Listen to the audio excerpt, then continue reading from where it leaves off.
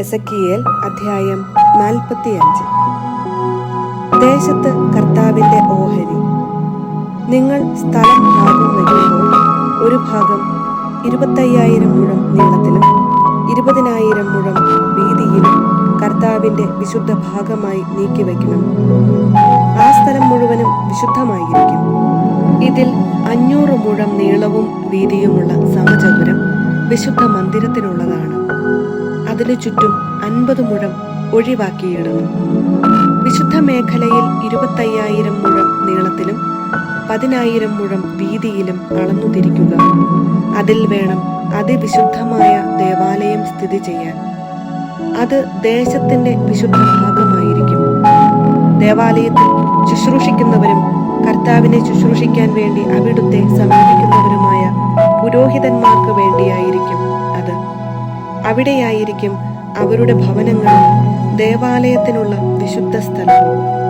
25,000 മുഴം നീളവും 10,000 മുഴം വീതിയുമുള്ള ബാക്കി ഭാഗം ദേവാലയത്തിൽ ശുശ്രൂഷിക്കുന്ന ലേവ്യർക്കുള്ളതാണ്. അത് അവർക്ക് വസിക്കാനുള്ള നഗരത്തിനു വേണ്ട സ്ഥലമാണ്. വിശുദ്ധ മേഖലയോട് ചേർന്ന് 25,000 മുഴം നീളത്തിലും 5,000 മുഴം വീതിയിലും നഗരത്തിനായി സ്ഥലം നീക്കി വയ്ക്കണം. അത് ഇസ്രായേൽ ഭവനത്തിന്റെ പൊതുസ്വത്താണ്, രാജാവിന്റെ അവകാശവും ചുമതലയും. വിശുദ്ധ മേഖലയുടെയും നഗരസ്വത്തിന്റെയും ഇരുവശങ്ങളിലായി അവയോട് ചേർന്ന് കിഴക്കും പടിഞ്ഞാറുമായി ഒരു ഗോത്രത്തിന്റെ ഓഹരി സ്ഥലത്തോളം നീളത്തിൽ രാജ്യത്തിന്റെ പടിഞ്ഞാറേ അതിർത്തി മുതൽ കിഴക്കേ അതിർത്തി വരെ നീണ്ടുകിടക്കുന്ന സ്ഥലം രാജാവിനുള്ളതായിരിക്കും. ഇസ്രായേലിൽ ഇത് രാജാവിന്റെ സ്വത്തായിരിക്കണം. എന്റെ രാജാക്കന്മാർ എന്റെ ജനത്തെ ഒരിക്കലും പീഡിപ്പിക്കരുത്. ഇസ്രായേൽ ഭവനത്തിലെ ഗോത്രങ്ങൾക്ക് അനുസൃതമായ സ്ഥലം അവർ വിട്ടുകൊടുക്കണം. ദൈവമായ കർത്താവ് അരുളി ചെയ്യുന്നു: ഇസ്രായേൽ രാജാക്കന്മാരെ, മതിയാക്കുക.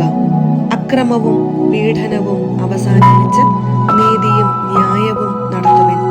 എന്റെ ജനത്തെ കുടിയിറക്കുന്നത് നിർത്തുവിൻ. ദൈവമായ കർത്താവ് അരുളി ചെയ്യുന്നു: ശരിയായ ത്രാസും ഏഫായും ബത്തും നിങ്ങൾക്കുണ്ടായിരിക്കണം. ഏഫായുടെയും ബത്തിന്റെയും അളവ് ഒന്നായിരിക്കണം. ഹോമറിന്റെ 10-1 ഏഫ.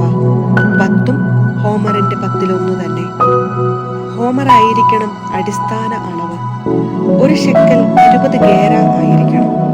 5 ഷെക്കൽ 5 ഷെക്കലും 10 ഷെക്കൽ 10 ഷെക്കലും ആയിരിക്കണം. നിങ്ങളുടെ മീന 50 ഷെക്കൽ ആയിരിക്കണം. നിങ്ങൾ സമർപ്പിക്കേണ്ട വഴിപാട് ഇതാണ്: ഗോതമ്പും ബാർലിയും ഹോമറിന് ഏഫായുടെ 1/6, എണ്ണക്കോരിന് ബത്തിന്റെ 10-1, കോർ ഹോമർ പോലെ തന്നെ 10 ബത്ത്. ഇസ്രായേൽ കുടുംബങ്ങൾ ആട്ടിൻ കൂട്ടത്തിൽ നിന്ന് 200-ന് 1 എന്ന കണക്കിൽ സമർപ്പിക്കണം. ഇത് അവർക്ക് വേണ്ടി പരിഹാരം ചെയ്യാനുള്ള ധാന്യബലിക്കും ദഹനബലിക്കും സമാധാന ബലിക്കും വേണ്ട കാഴ്ചയാണ്. ദൈവമായ കർത്താവ് അരുളി ചെയ്യുന്നു: ഇസ്രായേൽ രാജാവിന്റെ കയ്യിൽ ജനമെല്ലാം ഈ കാഴ്ച വസ്തുക്കൾ ഏൽപ്പിക്കണം. ഇസ്രായേലിന്റെ എല്ലാ നിശ്ചിത തിരുനാളുകളിലും അമാവാസികളിലും സാബത്തുകളിലും ദഹനബലിക്കും ധാന്യബലിക്കും പാനീയ ബലിക്കും വേണ്ട വകകൾ കൊടുക്കുക രാജാവിന്റെ കടമയാണ്. ഇസ്രായേൽ ഭവനത്തിന്റെ പാപപരിഹാരത്തിന് വേണ്ടി അവൻ പാപപരിഹാര ബലികൾക്കും ധാന്യബലികൾക്കും ദഹനബലികൾക്കും സമാധാന ബലികൾക്കും വേണ്ടത് കൊടുക്കണം. തിരുനാളുകൾ.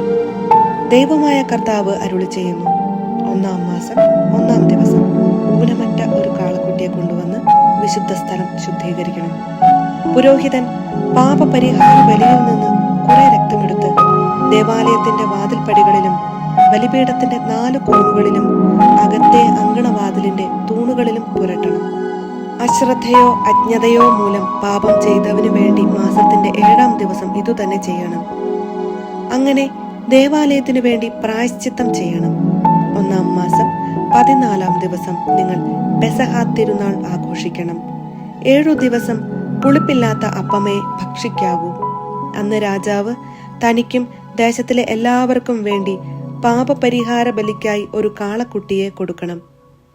തിരുനാളിന്റെ 7 ദിവസങ്ങളിലും ദഹനബലിക്കായി ഊനമറ്റ 7 കാളക്കുട്ടികളെയും 7 മുട്ടാടുകളെയും പ്രതിദിനം കൊടുക്കണം.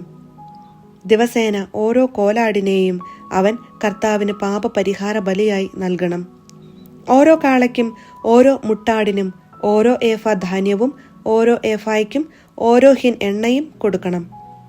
7-ാം മാസം 15-ാം ദിവസവും തിരുനാളിന്റെ 7 ദിവസങ്ങളിലും പാപപരിഹാര ബലിക്കും ദഹനബലിക്കും അവയ്ക്കുള്ള ധാന്യത്തിനും എണ്ണയ്ക്കും ഇതേ ക്രമം തന്നെ അവൻ പാലിക്കണം. എസെക്കിയേൽ അധ്യായം 46. രാജാവും തിരുനാളുകളും. ദൈവമായ കർത്താവ് അരുളി ചെയ്യുന്നു: അകത്തെ അങ്കണത്തിന്റെ കിഴക്കേ പടിപ്പുര ജോലി ദിവസങ്ങൾ 6-ലും അടച്ചിരിക്കണം. സാപത്തിലും അമാവാസിയിലും അത് തുറന്നിടണം. രാജാവ് പുറത്തുനിന്ന് പടിപ്പുരയുടെ പൂമുഖത്തിന്റെ പാർശ്വ കവാടത്തിലൂടെ പ്രവേശിച്ച് തൂണിനരികെ നിൽക്കണം. അവന്റെ ദഹനബലിയും സമാധാന ബലിയും പുരോഹിതന്മാർ അർപ്പിക്കണം. പടിപ്പുരയുടെ വാതിൽക്കൽ നിന്നുകൊണ്ട് അവൻ ആരാധന നടത്തുകയും വേണം.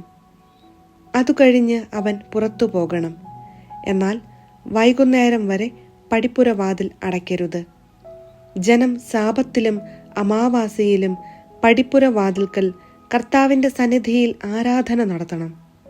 സാപത്തിൽ രാജാവ് കർത്താവിന് സമർപ്പിക്കുന്ന ദഹനബലി ഊനമറ്റ 6 ആട്ടിൻകുട്ടികളും 1 മുട്ടാടും ആയിരിക്കണം. ധാന്യബലിയായി മുട്ടാടിനോടൊപ്പം 1 ഏഫായും കുഞ്ഞാടുകളോടൊപ്പം തന്റെ കഴിവ് പോലെയും ഓരോ ഏഫായ്ക്കും ഓരോ ഹിൻ എണ്ണയും അവൻ നൽകണം. അമാവാസിയിൽ ഊനമറ്റ 1 കാളക്കുട്ടിയെയും 6 ആട്ടിൻകുട്ടികളെയും 1 മുട്ടാടിനെയും അവൻ കാഴ്ച കൊടുക്കണം. കാളയോടും മുട്ടാടിനോടുമൊപ്പം ഓരോ ഏഫായും ആട്ടിൻകുട്ടികളോടൊപ്പം തന്റെ കഴിവ് പോലെയും ഓരോ ഏഫായ്ക്കും ഓരോ ഹിൻ എണ്ണയും ധാന്യബലിയായി കൊടുക്കണം. രാജാവ് പടിപ്പുരയുടെ പൂമുഖത്തിലെ പാർശ്വ കവാടത്തിലൂടെ പ്രവേശിക്കുകയും ആ വഴിയിലൂടെ തന്നെ പുറത്തു പോവുകയും വേണം. നിശ്ചിത തിരുനാളുകളിൽ ദേശത്തെ ജനം കർത്താവിന്റെ സന്നിധിയിൽ ആരാധനയ്ക്കായി വരുമ്പോൾ വടക്കേ പടിപ്പുരയിലൂടെ പ്രവേശിക്കുന്നവൻ തെക്കേ പടിപ്പുരയിലൂടെയും തെക്കേതിലൂടെ പ്രവേശിക്കുന്നവൻ വടക്കേതിലൂടെയും പുറത്തു പോകണം. താൻ പ്രവേശിച്ച പടിപ്പുരയിലൂടെ തിരികെ പോകാതെ അതിനെതിരെയുള്ളതിലൂടെ വേണം പുറത്തു പോകാൻ. അവർ അകത്തു കടക്കുമ്പോൾ രാജാവും അവരോടൊപ്പം അകത്തു പ്രവേശിക്കുകയും പുറത്തു പോകുമ്പോൾ അവരോടൊപ്പം പുറത്തു പോകുകയും വേണം. തിരുനാളുകളിലും നിശ്ചിത കാലങ്ങളിലും ധാന്യബലി കാളക്കുട്ടിയോടും മുട്ടാടിനോടുമൊപ്പം 1 ഏഫായും ആട്ടിൻകുട്ടികളോടൊപ്പം ഓരോരുത്തന്റെ കഴിവ് പോലെയും ഓരോ ഏഫായ്ക്കും ഓരോ ഹിൻ എണ്ണയും ആയിരിക്കും. രാജാവ് ദഹനബലിയോ സമാധാന ബലിയോ കർത്താവിന് സ്വമേധയാ സമർപ്പിക്കുമ്പോൾ കിഴക്കേ പടിപ്പുര അവന് വേണ്ടി തുറന്നു കൊടുക്കണം. സാപത്തിൽ ചെയ്യാറുള്ളതുപോലെ തന്റെ ദഹനബലിയും സമാധാന ബലിയും അവൻ സമർപ്പിക്കണം. അതുകഴിഞ്ഞ് പുറത്തു പോകണം. അതിനുശേഷം പടിപ്പുര അടയ്ക്കുകയും വേണം. അവൻ ദഹനബലിക്കായി 1 വയസ്സുള്ള ഊനമറ്റ ഓരോ ആട്ടിൻകുട്ടിയെ ദിവസേന കർത്താവിന് കൊടുക്കണം. ഓരോ പ്രഭാതത്തിലും അവൻ അങ്ങനെ ചെയ്യട്ടെ.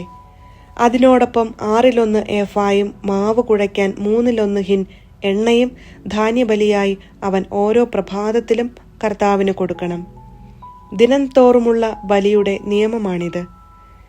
ഇപ്രകാരം ആട്ടിൻകുട്ടിയും ധാന്യബലിയും എണ്ണയും ഓരോ പ്രഭാതത്തിലും ദൈനംദിന ദഹനബലിക്കായി നൽകണം.